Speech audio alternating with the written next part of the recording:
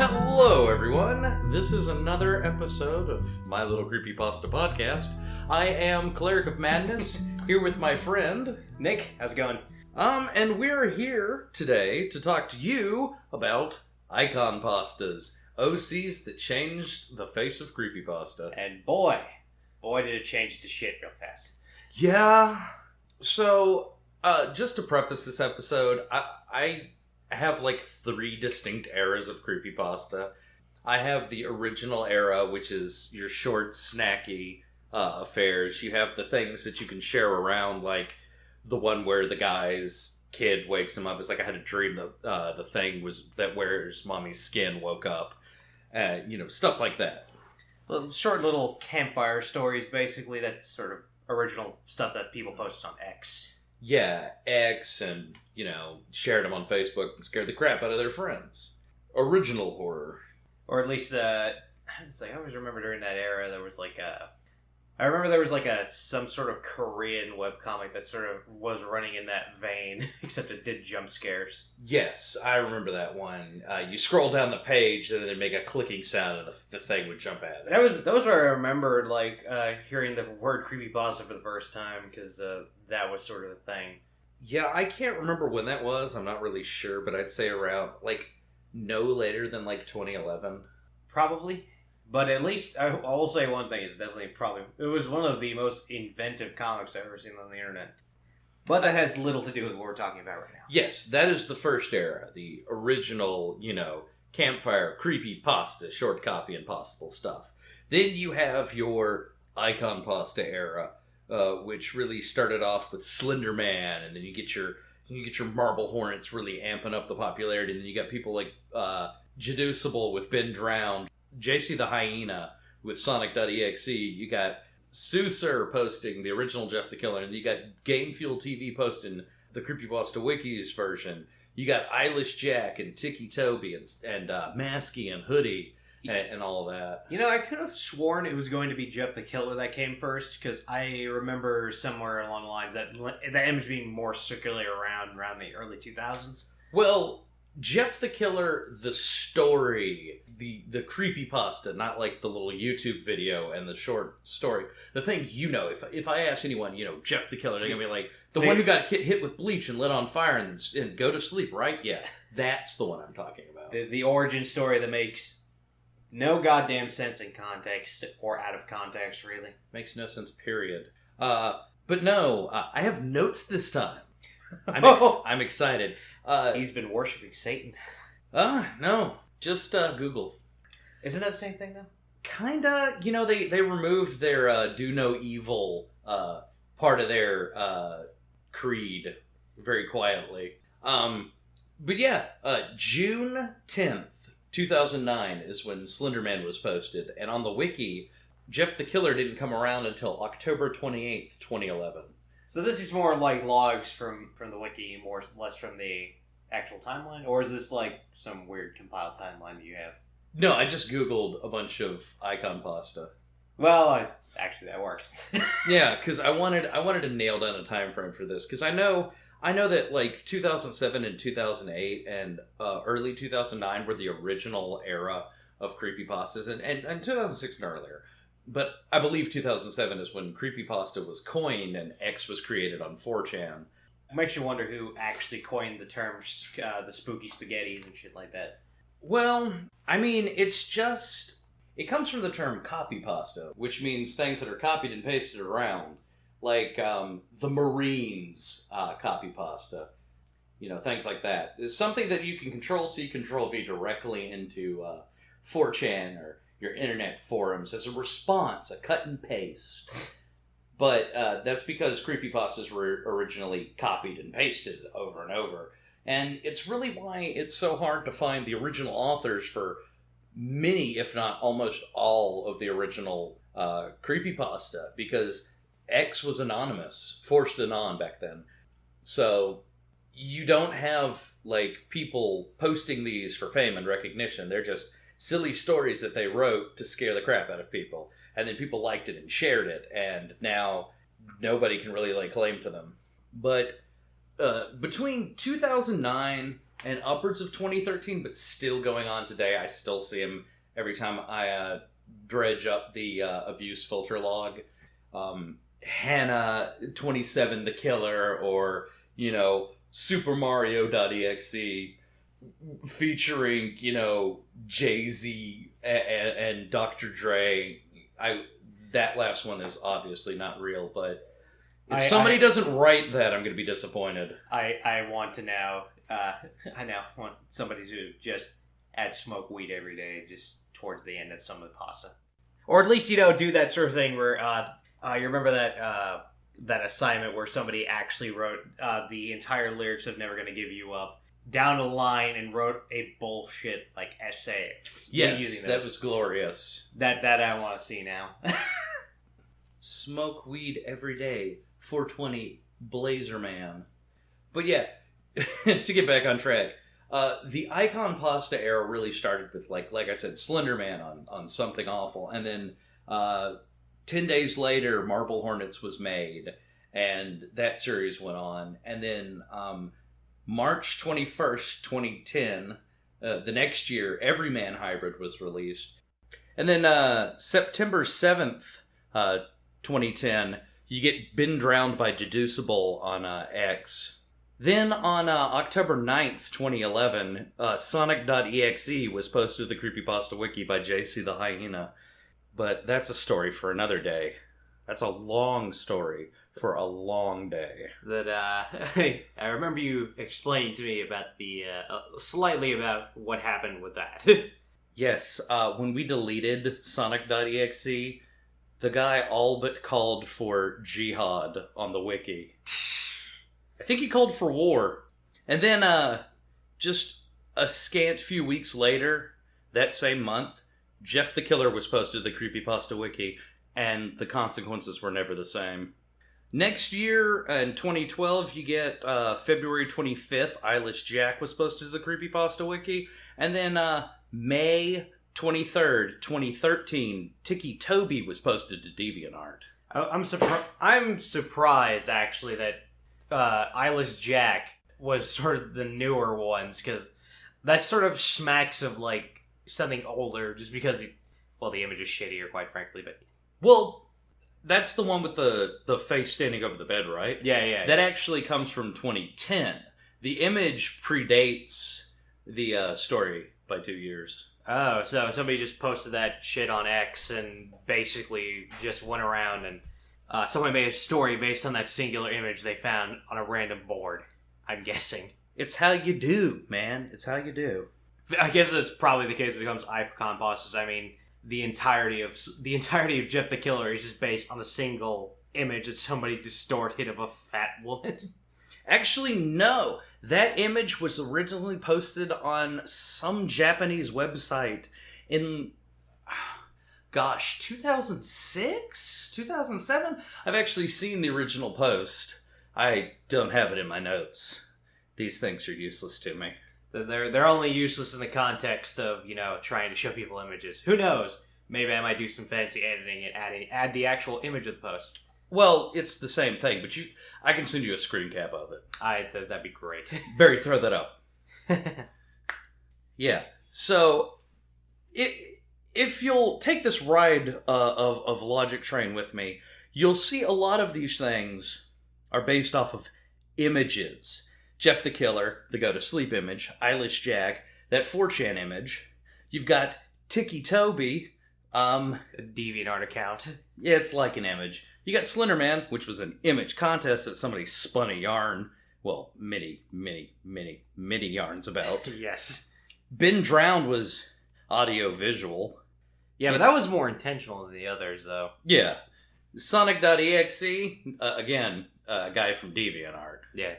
This is very much that sort of era where people started the transcendence of creepypasta from a written word to multimedia stuff.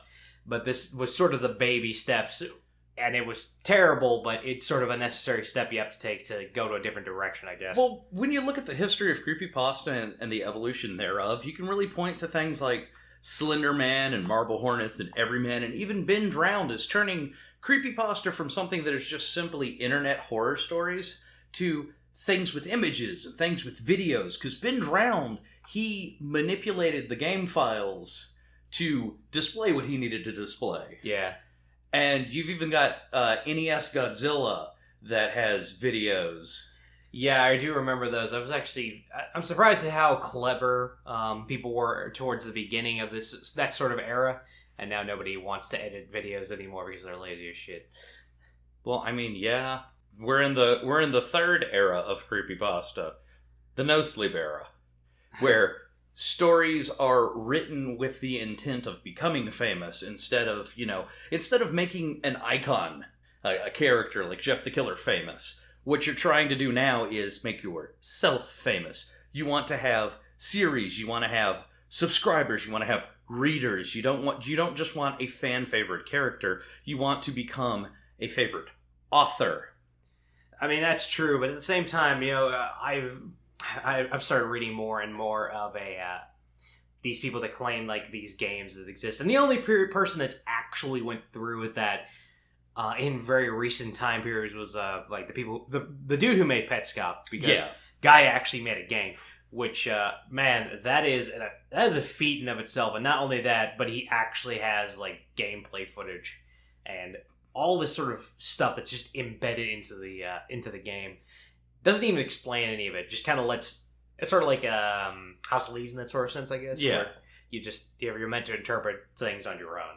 But that's sort of my problem, is that like you see all these people talk about video games, these haunted video games. They never have any sort of like images. They just say it's like, yes, I only have this one game and I can't get it anywhere. No, I threw it away, or I destroyed it, or it was found at the crime scene when I was killed. Oh, so spooky. But going back to the actual main point of the icon pastas, this was sort of a very special era, I find, and where this is sadly what creepypasta is known for. All these icons taking over the entire scene and just creating these really bad fan fiction sort of things that only teenagers could really appreciate.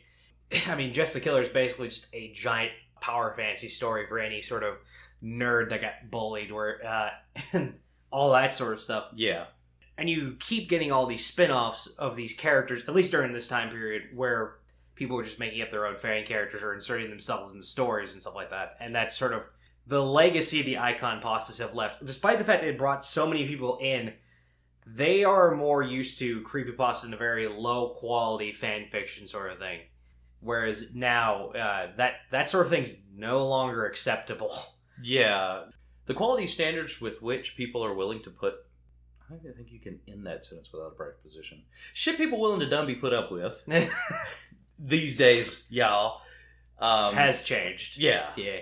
It's become so much higher. Like you have No Sleep, where I moved to painting and now I wish I had in part 3 of 27. Yes, but you do still have some of the most brilliant writing of the last couple of years coming from there because of the format. It is not only that format, but I feel as though the titles themselves kind of, people make fun of the titles all the time, but it's one of those deals where I almost find it completely unrelated to the actual quality of the writing, because, man, you have published works like Pen Pals originating from that thing. Yes. You have, like I said, you have some, like, I might make fun of the titles because some of them are like, hilarious. I can't remember any off the top of my head, but Lord, they are just a grab bag of weird and funny. My favorite one, this may not actually come from r/noshley, but it's like, hey, does anybody know a good plumber? Yes, that one. I think I told you about that one. You did tell me about that one. However, I found out about that one on my own because someone made a video about it. It's so great. It just deconstructs all these really tropey horror things. It's great. Some creature coming into your house in the middle of the night. There's so much of these genuinely classic creepypasta things that have somewhat become stale, just being deconstructed this way by a character who does not know nor give a shit about creepypasta. It's sort of like every single character in a creepypasta story just knows about creepypasta, Whereas this one character is just genuinely a guy who does not give a fuck and doesn't know anything about what's going on, doesn't care.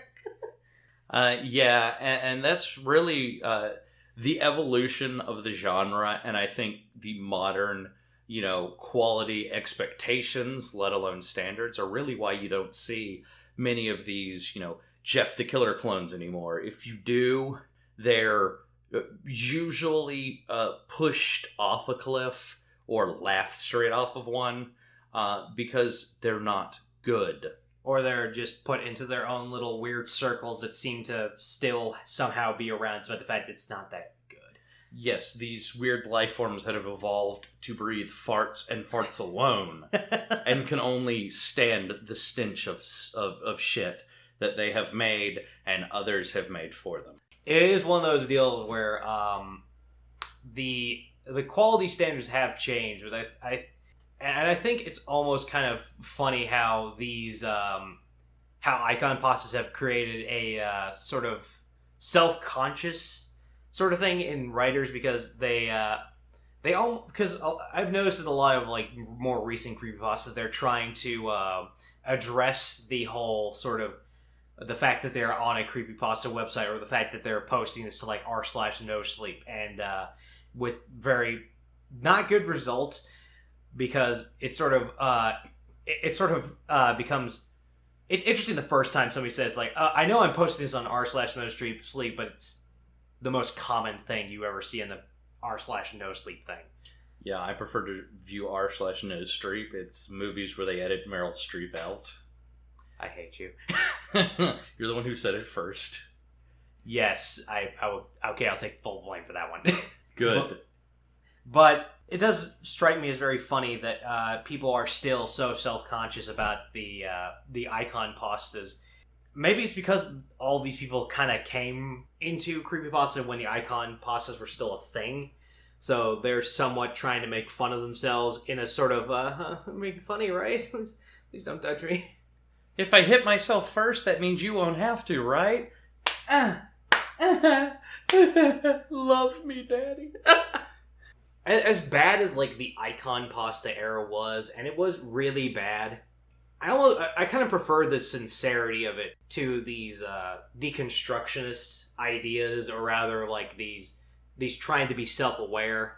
Because if you try to be self-aware and make fun of yourself for a long time, no one's going to really take you seriously. I mean, even if you can, it's like Jeff the Killer, you cannot take seriously in the slightest. You cannot take these really bad Slenderman fan fictions, I'm just going to call them. Yeah. Seriously, but at least they try to do something. They try to be serious. They don't try to address any of the tropes and the trappings of all these creepypastas. It's just, this is a thing that's happening. Please try to believe it, at least, despite nobody can.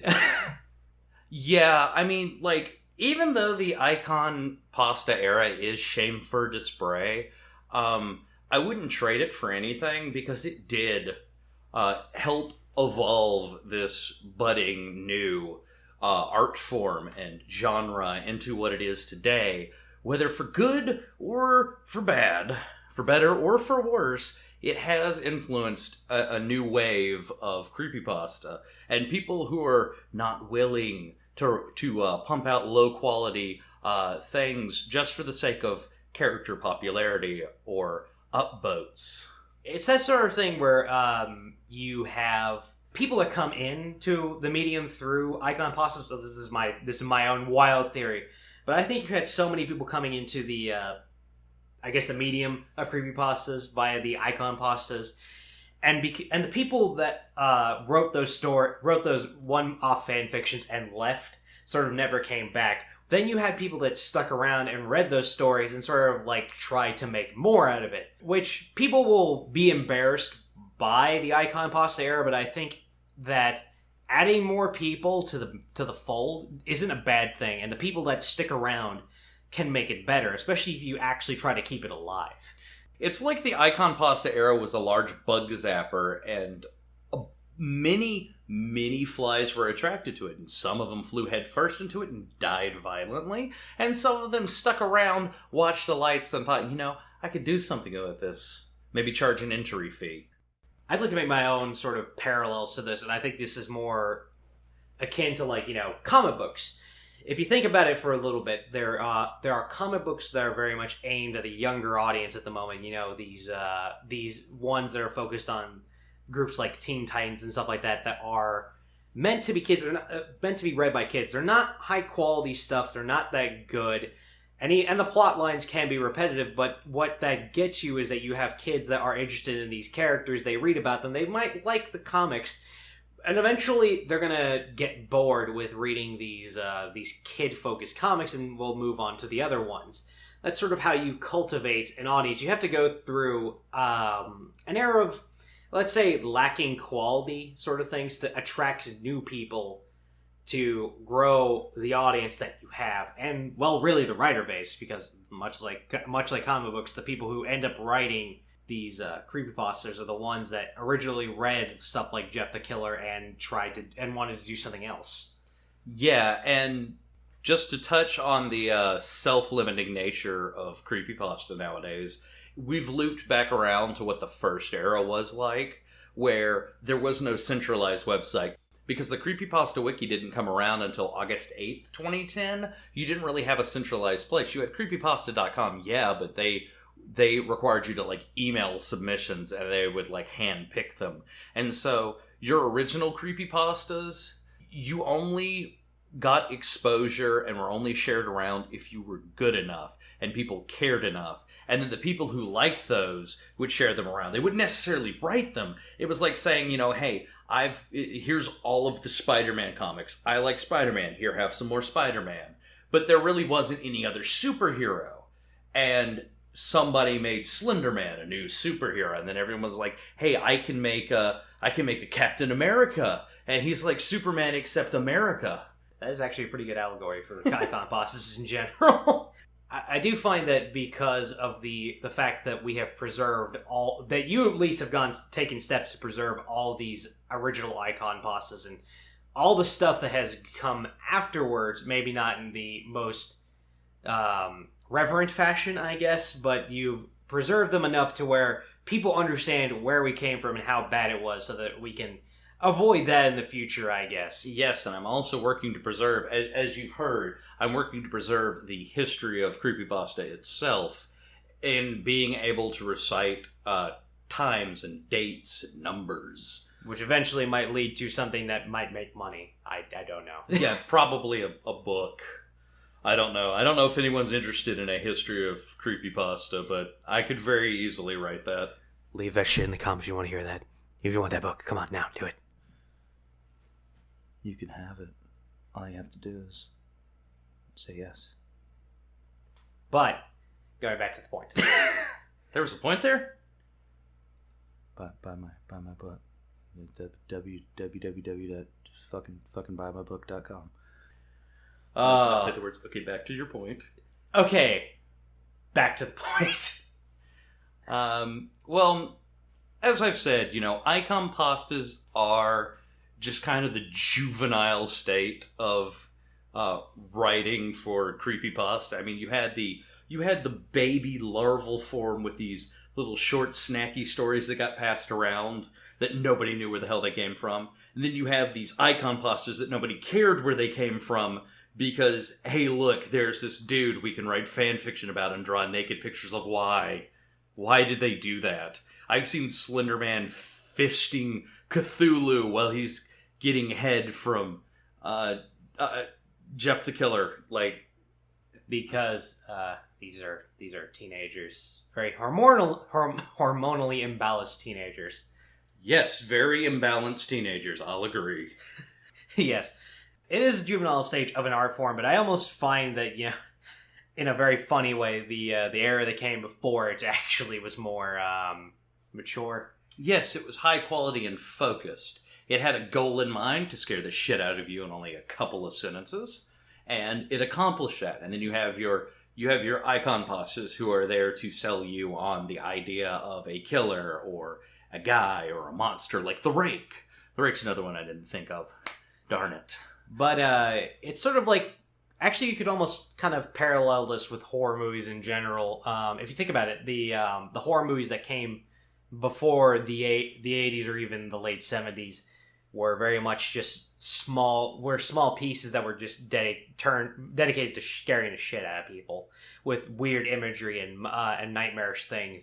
Whereas if you look at the slashers of the late 70s and the 80s, they were all just kind of like, here's this goofy character that stabs people in the back. Yeah, here's your Scream, your Jason, your Freddy, and here's about 50 more movies where nothing changes or gets resolved. It's just like every icon pasta. Bingo! Broke the code. You heard it here first. And then now you've got your creepypastas like your Cabin in the Woods, the deconstructionist stuff. Yes, and hopefully we'll be able to get out of that soon so we can actually get back to writing good stories. Yeah, I just want to read internet horror fiction. I wouldn't say that like nowadays it's so much deconstructionist, but it is so very self-aware. Like your no sleep posts are aware that they have to present things as they're real, and you really don't have your disbelief suspenders on so much as they are provided for you at the door. You go to this website and you're like, these are all real stories. Here, please have a drink and a complimentary pair of disbelief suspenders. It's that sort of thing where we don't have the benefit of having the early days of creepypasta where you didn't find these things on this concentrated website. You just found them in the wild. So these stories could have been real. They could have been bullshit. You don't know. But when you go to r/nosleep, when you go to the Creepypasta Wiki, you know that it's there. You know that none of it's real. And sort of drops the illusion of you thinking that this could happen to you or anything like that. So people addressing that sort of problem sort of just shows that we've entered an era because we've cataloged it so well. We can't really scare people in the same way we used to anymore. Oops. I made a boo-boo. Well, you didn't make a boo-boo. The natural progression of things made a boo-boo. Eventually, if you start writing enough scrolls down, someone's eventually going to compile them into a codex of some kind, and that codex is going to be spread everywhere. Yeah, if you start telling enough folk stories, somebody is eventually going to write them down, and then people are going to make up new ones, and they're never going to be as good as the old ones. You know, you got Nana Jake who told you the best ones, and now you got Bob the Smelly Tramp from down the road telling you all these crazy stories about the man who lives in his head, and it's like, wow, my grandma used to tell him a whole lot better. I never really questioned why her name was Jake. It was like the 20s, and things were weird back then. Yeah. As far as where this is going to go in the future, we're just going to see probably more, I guess you could say probably web novels. That's the best I could describe them, which just going to be original internet fiction that's probably going to stay on the internet for a while unless someone just puts them out in book form.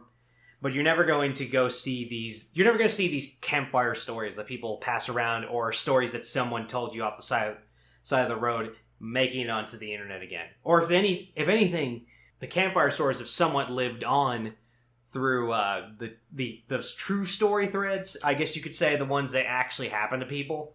Yeah, your 4chan X in a woods thread, your creepy driving experience thread. Those are some of my favorite threads because you get people who may or may not be telling the truth, but you don't know.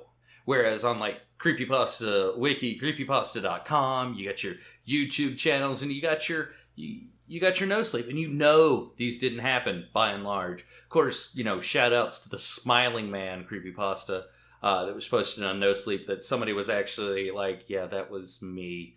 Oops. And it was even creepier now that you had context that this actually happened, and there are people out there who do weird things for no reason, and this had a reason, but maybe next time it won't, and this is something that happened to somebody, and it makes it insanely more creepier by default by the fact that it is an actual thing that happened. I did not know that was actually a real thing that happened to somebody, I'll be honest. Like, I just read that story, it's like, oh, this is probably fake, but that's almost creepier. Yeah, because somebody posted, I think it was I want to say it was one of those r/all or r/ask things where somebody was like, have you ever read a post on Reddit that you think might have been about you? And the guy was like, yeah, it was this one about this guy with the smiling man, and he was talking about this guy who just started dancing toward him, and it was like, I remember one night I was really drunk and I saw this guy and I thought I'd just go walk up to him and smile really big.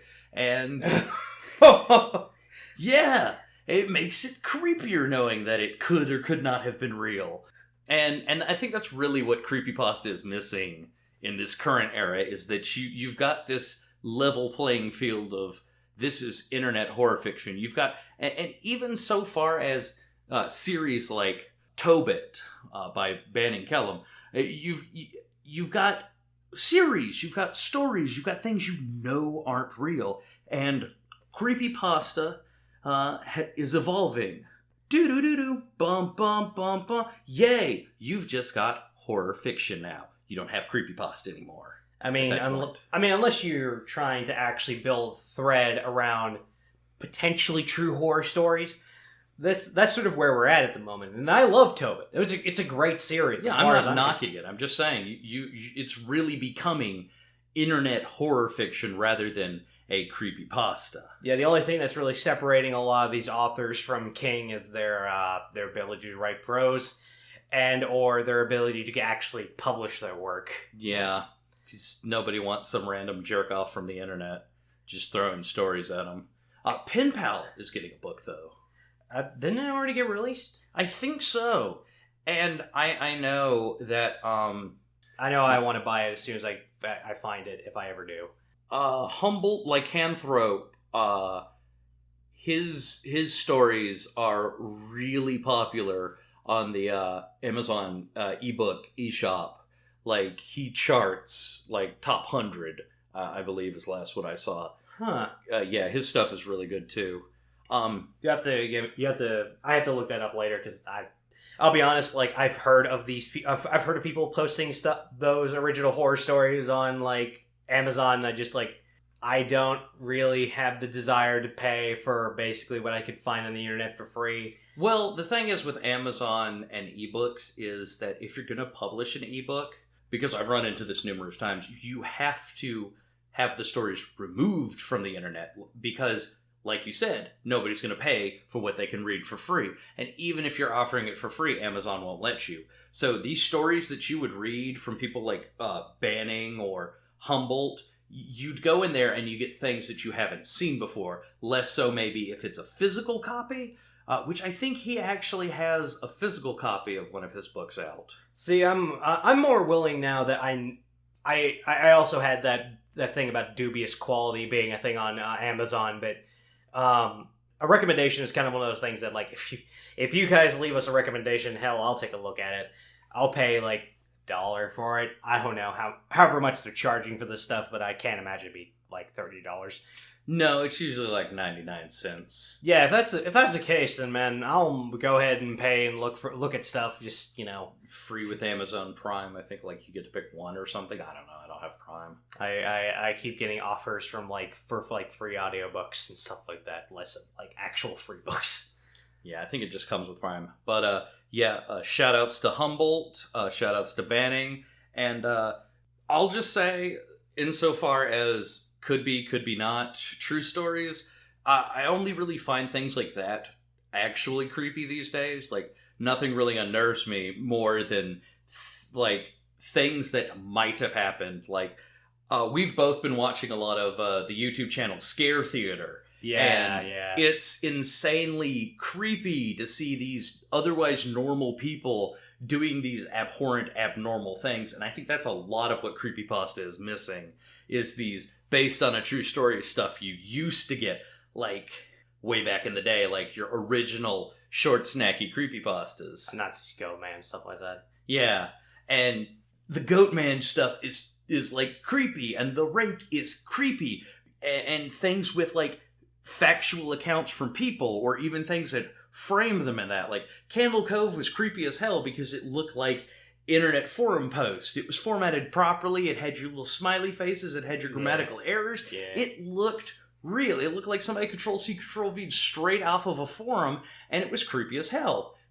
There's one that God, it reminds me of one story that like there was a story called Gunpowder Hill where they had all that factual information, this local rumors about like if you stand outside on a certain day, you can hear gunshots coming from a sudden area, and they found like dead bodies and at the bottom there. But the only problem with that story is that you find out the apparently the buried soldiers under this little hill are still alive. Apparently, that's the only thing that ruined it. But it's cool. It was cool though while it before it kind of I wouldn't say shat the bed, but sort of veered off into a direction that I don't think off the rails. It went off the rails, but I feel as though that had a lot more potential for being a really great creepypasta than anything else I've read.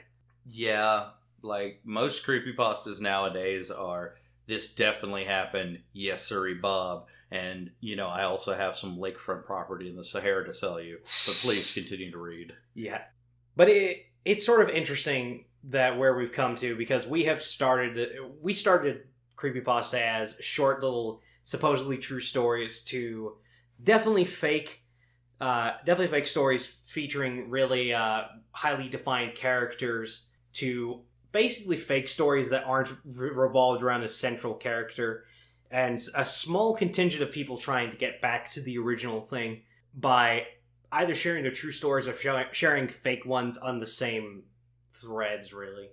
Although I will say I do hope that both of these things actually sort of work out to the best of their ability, because I do find that the true horror story is really great, just because they are very creepy, very unsettling, and I do love reading the short horror fiction that you find online, just because it's well written, it's got great characters, and some of them are actually page turners.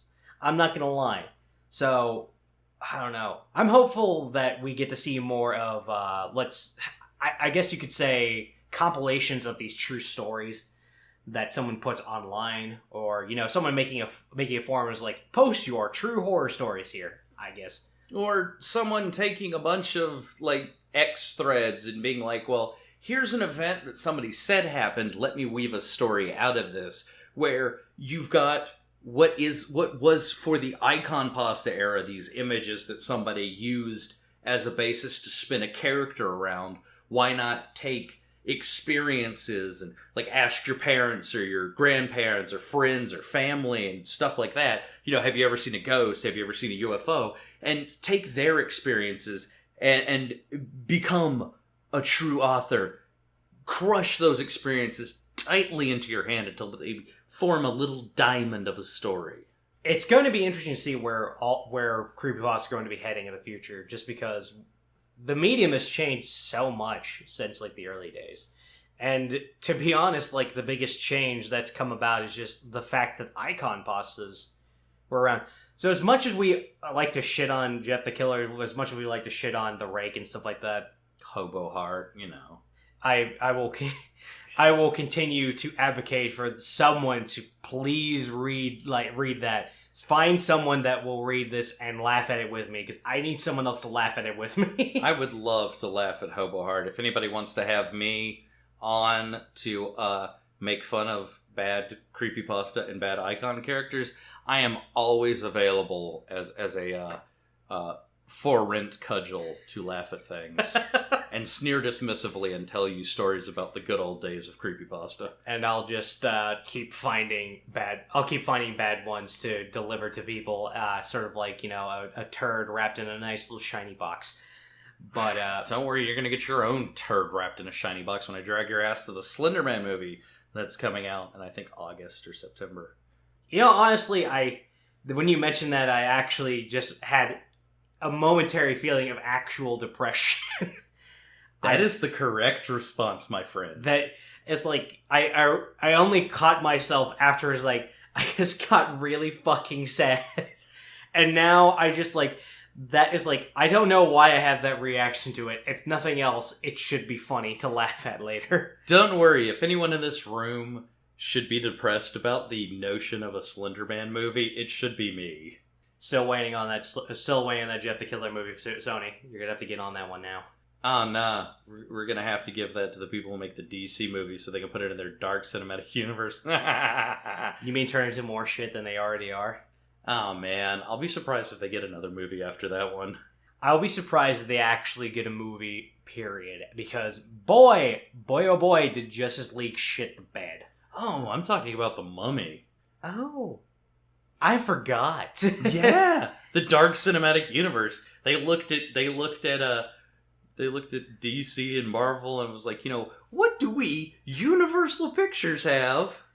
We've got the old films. Let's go fuck those up diligently. And they shit directly into a reel-to-reel tape. I was actually when they announced the Mummy, I was legitimately hoping for like a 2015 version of like the Mummy that they did back in the early 2000s, the one where it was just a 1930s good old action adventure. No, the only 2015 version of anything we've gotten so far is Jeff the Killer. I've never read it, so I cannot say whether it's actually good or not. It's Jeff the Killer. What do you fucking think it is? You're not wrong. I don't think we have anything else to talk about with the icon pastas. Except, we may look back on the icon pasta with shame, but I think that they help pave the way for a bright future. The road to hell is paved with good intentions, or in this case, very brown intentions. Very lazy, mediocre intentions, but intentions that were at some point wholehearted and good nonetheless. So I think that's all we gotta say. Yeah. So tune in next time for Cleric of Madness yells about Creepypasta with his friend Nick. Well, we'll see you in the next one. Bye-o.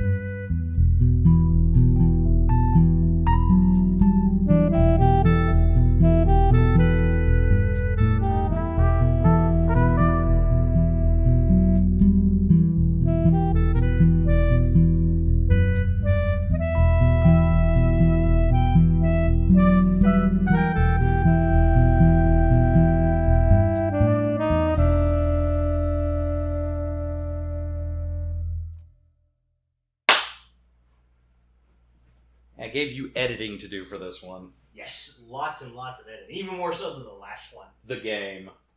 Yeah, it's gonna be funny. No, I said that so when you're listening to this, you're like, okay, here's the cutoff clap. What is this afterwards? You're gonna be like, fuck. And I want you to text me when that happens. Yes.